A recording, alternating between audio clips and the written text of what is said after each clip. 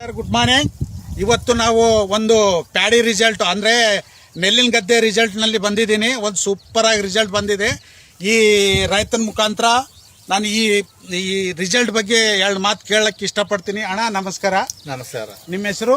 ಶ್ರೀನಿವಾಸರಾಜು. ನಿಮಗೆ ಈ ಪ್ರಾಡಕ್ಟ್ ತಂದು ಕೊಟ್ಟಂತ ನಮ್ಮ ಬಾಬು ಸರ್. ಆಮೇಲೆ ಈ ಪ್ರಾಡಕ್ಟ್ ನೀವು ಬಳಸಿದ್ರಿ, ಎಷ್ಟು ಎಕರೆಗೆ ಬಳಸಿದ್ರಿ?